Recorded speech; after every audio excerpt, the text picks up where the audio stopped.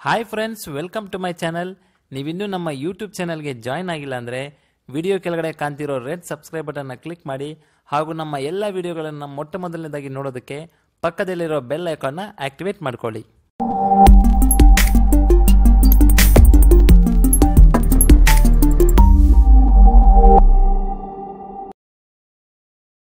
Hi friends, ನಾನು ನಿಮ್ಮ ಶ್ರೀನಾಥ್. ಇವತ್ತಿನ ವಿಡಿಯೋದಲ್ಲಿ ನಾನು ನಿಮಗೆ ಸುನಾಮಿ ಆದಾಗ ಹಾಗೂ ಸುನಾಮಿ ಆದ ನಂತರ ಹೊರಬಿದ್ದಂಥ ವಿಚಿತ್ರ ಹಾಗೂ ಭಯಂಕರವಾದ ಜೀವಿಗಳ ಬಗ್ಗೆ ಮಾಹಿತಿ ತಿಳಿಸ್ಕೊಡ್ತೀನಿ.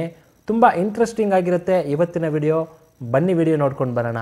ಮೊದಲನೇದು ಸೇಬರ್ ಟೂತ್ ಸಾರ್ಡಿನ್.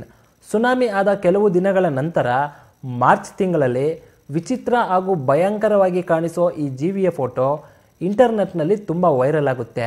ಇನ್ನು ಇದರ ಮುಖ ನೋಡೋದಕ್ಕೆ ಒಂದು ನಾಯಿ ರೀತಿಯೇ ಇರುತ್ತೆ. ಇದರ ಹಲ್ಲುಗಳು ಮಾತ್ರ ತುಂಬ ದೊಡ್ಡದಾಗಿ ಹಾಗೂ ಭಯಂಕರವಾಗಿ ಇರುತ್ತೆ. ಆದರೆ ಇದರ ದೇಹ ಮಾತ್ರ ಮಾಮೂಲಿ ಮೀನಿನಂತೆಯೇ ಇರುತ್ತೆ.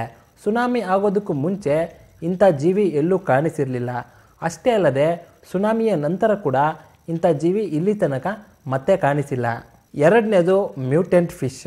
ಜಪಾನ್ನಲ್ಲಿ ಇರೋ ಫುಕುಶಿಮಾ ಪವರ್ ಪ್ಲ್ಯಾಂಟ್ ಸುನಾಮಿಯಿಂದ ಪ್ರಮಾದಕ್ಕೀಡಾದ ಸ್ಥಳಗಳಲ್ಲಿ ಇದು ಕೂಡ ಒಂದು. ಭೂಕಂಪ ಹಾಗೂ ಸುನಾಮಿಯಿಂದ ಈ ಪವರ್ ಪ್ಲ್ಯಾಂಟ್ ಕಂಪ್ಲೀಟ್ ಆಗಿ ನಾಶ ಆಗಿದೆ.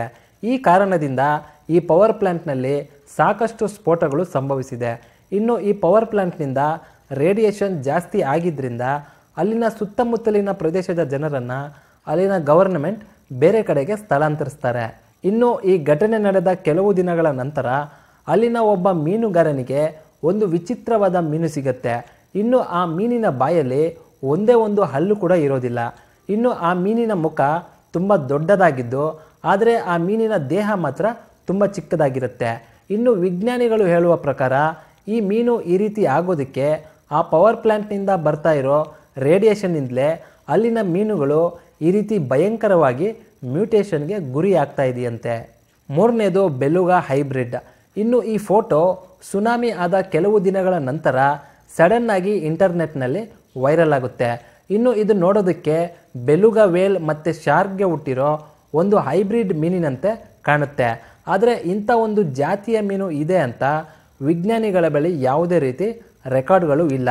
ಸೊ ಸಮುದ್ರದಾಳದಲ್ಲಿ ಇಂಥ ವಿಚಿತ್ರ ಹಾಗೂ ಭಯಂಕರವಾದ ಜೀವಿಗಳು ಇದೆಯಾ ಅಥವಾ ಇಲ್ವಾ ಅನ್ನೋದೇ ಒಂದು ದೊಡ್ಡ ಮಿಸ್ಟ್ರಿಯಾಗಿ ಉಳ್ಕೊಂಡಿದೆ. ಸೊ ಫ್ರೆಂಡ್ಸ್, ಇವಿಷ್ಟು ಈ ವಿಡಿಯೋದಲ್ಲಿರೋ ಒಂದು ಚಿಕ್ಕ ಮಾಹಿತಿ. ನಿಮಗೇನಾದರೂ ಈ ವಿಡಿಯೋ ಇಷ್ಟ ಆಗಿದ್ದರೆ ದಯವಿಟ್ಟು ಈ ವಿಡಿಯೋನ ತಮ್ಮ ವಾಟ್ಸಪ್ ಗ್ರೂಪ್ನಲ್ಲಿ ಶೇರ್ ಮಾಡಿ ಅಂತ ಹೇಳ್ತಾ ವಿಡಿಯೋನ ಮುಗಿಸ್ತಾ ಇದ್ದೀನಿ. ವಿಡಿಯೋ ನೋಡಿದ್ದಕ್ಕೆ ಧನ್ಯವಾದಗಳು.